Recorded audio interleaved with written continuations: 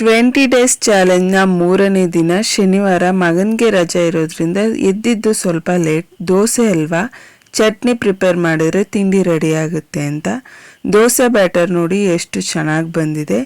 ರಾಗಿ ದೋಸೆಗೆ ಸ್ವಲ್ಪ ಡಿಫ್ರೆಂಟಾಗಿ ರೆಡಿ ಮಾಡೋಣ ಅಂತ ಕಡಲೆ ಬೀಜ, ಕಡಲೆಬೇಳೆ, ಖಾರಕ್ಕೆ ಒಣಮೆಣಸಿ ಹಣ್ಣು, ಹುರುಳಿ ಮತ್ತು ಎಲ್ಲವನ್ನು ಸಪ್ರೇಟಾಗಿ ಹುರ್ಕೊಂಡು ಇದಕ್ಕೆ ಬೆಳ್ಳುಳ್ಳಿ, ಹುಣಸೆಹಣ್ಣು, ಉಪ್ಪು, ಕಾಯಿ ತುರಿ ಹಾಕ್ಕೊಂಡು ರುಬ್ಕೊಂಡ್ರೆ ಟೇಸ್ಟಿ ಚಟ್ನಿ ರೆಡಿ ಆಗುತ್ತೆ.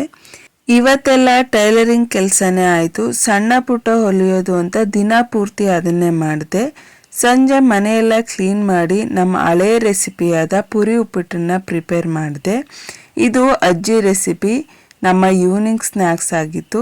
ಇದು ರೆಸಿಪಿ ಬೇಕು ಅಂದರೆ ನಾನು ಲಾಂಗ್ ವಿಡಿಯೋನ ಅಪ್ಲೋಡ್ ಮಾಡಿರ್ತೀನಿ. ಇಂಟ್ರೆಸ್ಟ್ ಇರೋರು ಚೆಕ್ ಮಾಡ್ಕೊಳ್ಳಿ.